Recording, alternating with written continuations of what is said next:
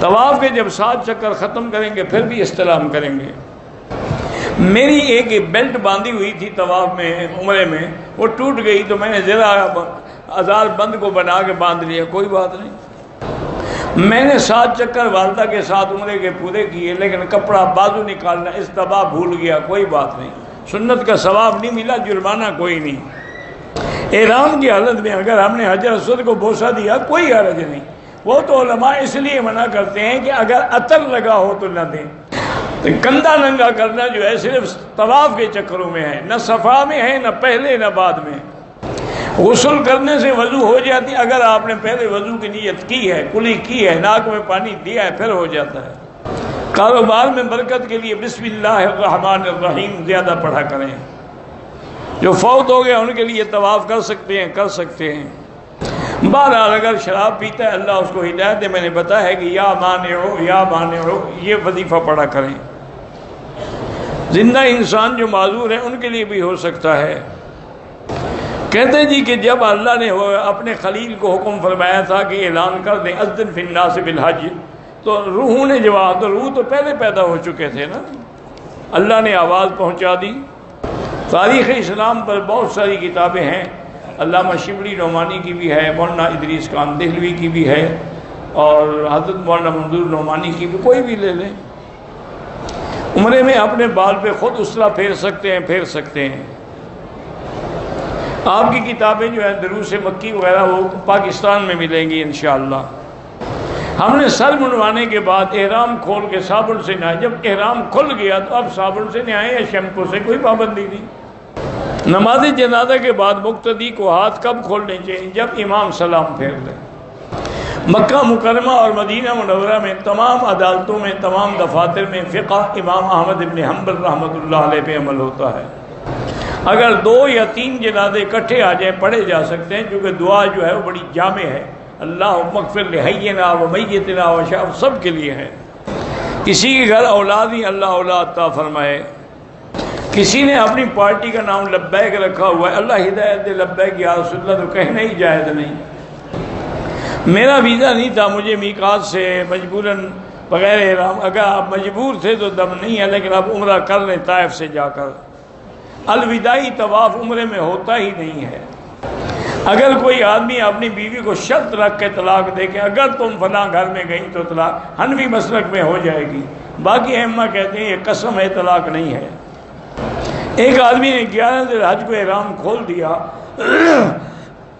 قربانی اس نے 12 کو کی ہے، حنفی مسلک میں اس پر دم ہے۔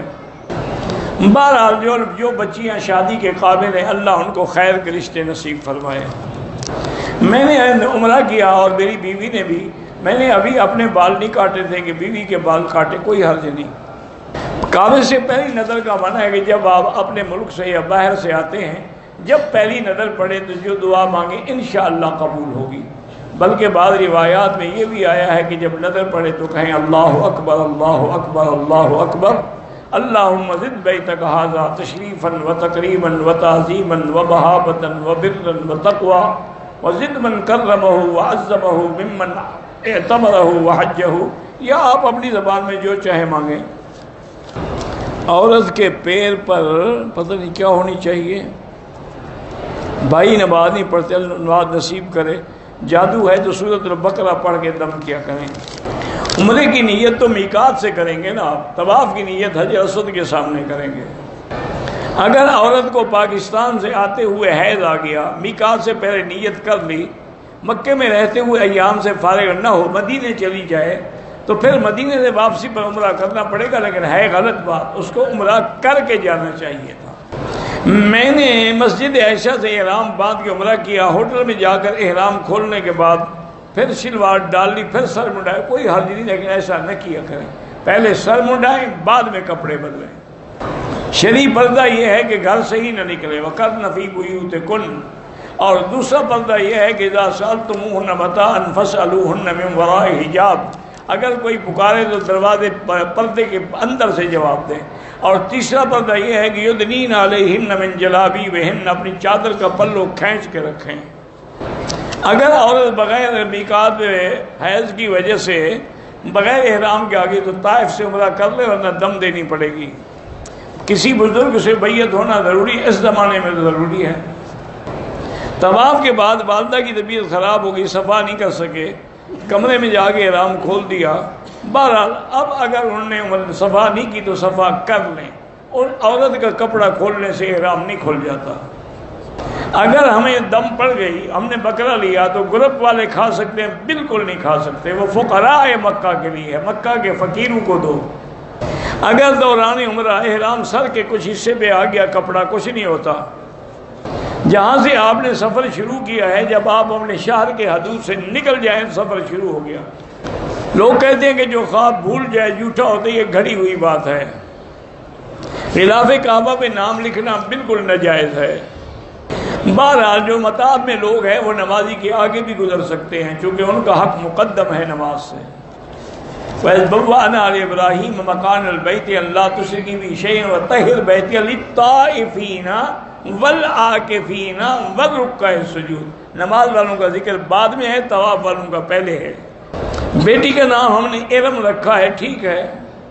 نماز کی ہر پہلی رکعت میں ثنا نہیں پڑھی ہے، ثنا صرف پہلی رکعت میں ہوتی ہے۔ اگر عصر تک ہم نے ارکان عمرے کے مکمل کر لیے لیکن حل عشاء کے بعد کریں کوئی بات نہیں۔ تہجد کی 8 رکعتیں، لیکن آپ چاہیں تو 2 بھی پڑھ سکتے ہیں، لیکن حضور نے 4 کر کے پڑھی ہیں۔ کان یصلی اربعا فلا تسأل عن حسنہن وطولہن۔ بی بی عائشہ فرماتی ہے حضور 4 رکعت پڑھتے تھے۔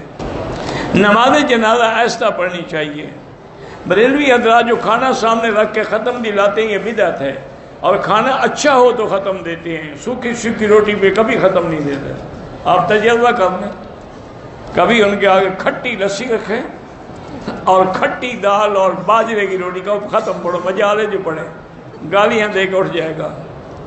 سری نماز ہوئی جہری، حنفی امام کے پیچھے فاتحہ نہ پڑھے۔